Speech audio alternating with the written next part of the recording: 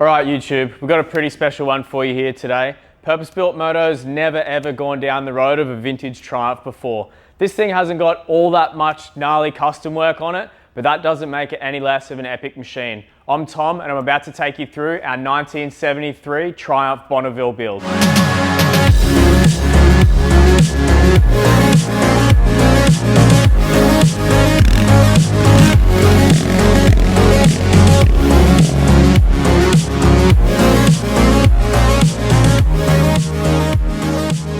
There's a few key components to this project that we've sort of taken the liberty of customizing and making really nice. The most obvious is the exhaust that we've done here. Our rider, Azad, wanted to make sure that we kept to the desert sled style of this thing. He really liked that California desert racer. So we've gone with the single-sided twin high pipe. Now, these headers have been oversized that allow us to make a muffler section inside the tube at the end here. So we've got a nice long muffler section without sort of putting too much pressure on the engine. So the bigger diameter pipe over the stock headers allows us to reduce the size and still have them flowing nicely. So you get the benefits of a great sounding muffler, but you also keep that look of a straight pipe, something that turned out really nice. So these have been fabricated in stainless steel, all hand finished and polished to perfection.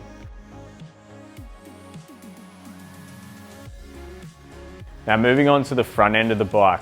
Obviously if this thing was a real desert sled, it would have no headlights, it wouldn't have a speedo or anything like that, but we did have to walk the line and keep things road legal. On the front end here, we've reconditioned the stock bars, re-chromed a lot of the bar mounts, risers, the headlight ears and stuff like that. The custom work that we've done though is taking these stock switches, removing the levers off them and adding some nice modern custom tech levers. These are a super clean finish, an Italian made product that we use on a few builds here and there. Super nice on like a really classically styled bike. Some other stuff that we've done is modified the headlight slightly to accept our 3-in-1 dome LED indicators as the headlight bolts. So instead of having them mounted elsewhere on the headlight mounts or on the front end, it all integrates into the one. You don't see any wiring or anything. And a headlight cup that's been sort of Frenched in to house the speedo. And you've also got some dash lights there as well. We've done away with the standard tacho. We didn't feel like it was needed, and in the interest of making things minimal, we got rid of that. We've managed to French this speedo in nicely though and have everything re-chromed so it looks at home. And then from the side you get like a nice clean profile as well. This thing doesn't protrude too much at all.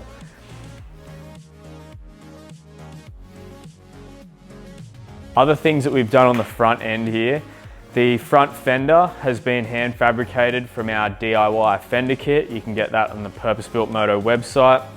And then of course these monster wheels. We've replaced both front and rear rims with a set of 19 by 2.5 valanced rims, or mud catchers as they're commonly called. This allowed us to run a nice big fat front tyre and a rear tyre to match. So front and back we've gone with a Pirelli Trials tyre in a 4.0018. A nice like balloon style tyre. I did a bit of research on these because people that I know have used these trials tyres before, and when you're doing predominantly road riding they chew out super quick, but the Pirelli MT43 from all accounts seems to last quite a lot longer. They have a little bit harder compound, so you get the look that you want. They handle pretty well surprisingly on the road. I was pretty impressed during our test ride, which you'll see a few clips of.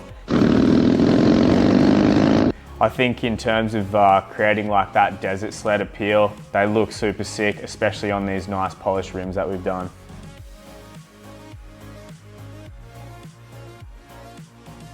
Always get pretty excited when we get these different types of jobs. We've never really worked on a classic model Triumph before. Oftentimes though, there are a lot of intricacies with these bikes that you can't really find in manuals or anything like that. So when it came to the engine work, I entrusted that stuff to my good mate Justin from Pop Bang Classics. He's sort of a resident Triumph expert here on the Gold Coast. So this bike had been sitting for quite a long time under Azad's house. And I don't know how many times I've had to say this to people, but if you don't use vintage bikes, they die. So if you have them, ride them. This thing was in pretty rough state. The gaskets had all dried out, it was leaking, seals were fucked, all that sort of stuff. So Sent it out to Justin. He gave the engine a full run over as well as painting the tins for us. So thanks Jussie for helping us out on this one. And yeah, I mean, came back, we had to rebuild the carbs. We did that in-house here with our mechanic. We noticed the idles were really difficult to set, so upon like further inspection, we found the needle in these carburetors and the main jet where they seat together had worn. The vibration over, I don't know, 50 years or so has caused like a groove in the needle and it was toast. So full rebuild kit went into these carburetors, new gaskets, new needles, jets, a whole bit. Rebuilt those, cleaned them up, and the thing runs like a clock. Starts first or second kick even when it's cold here, which is really good. And once she warms up, it idles perfectly. It's actually a super, super nice bike to ride. I was really impressed on this test ride.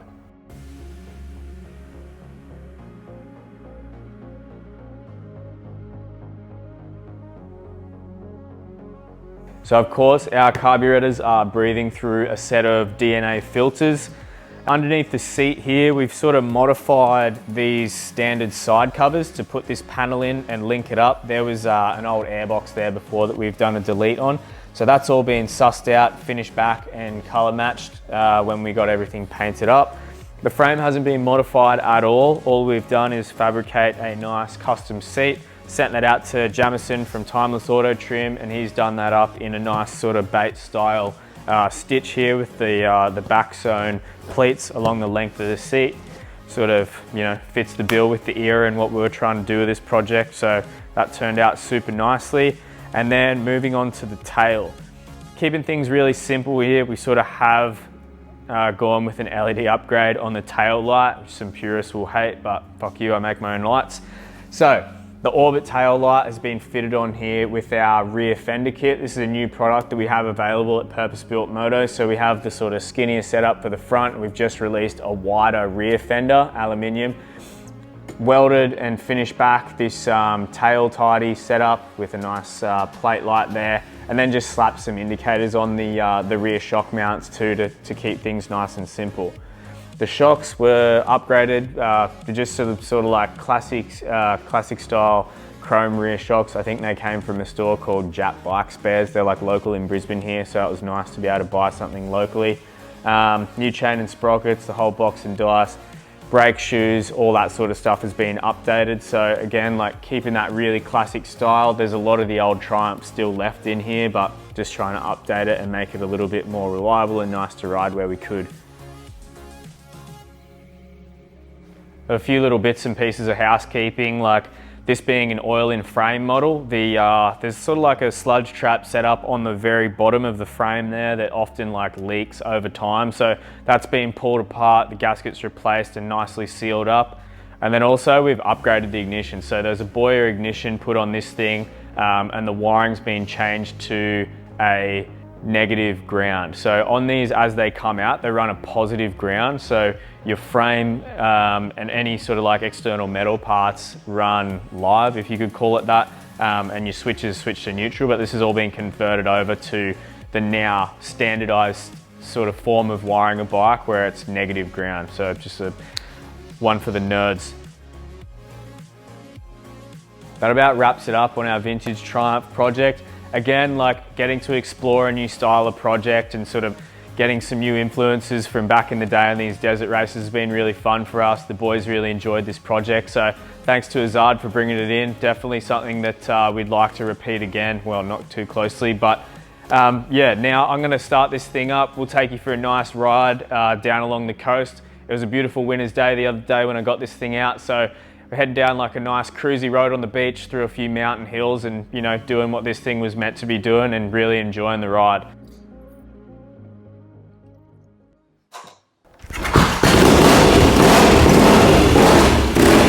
Woo! Told ya, starts every time.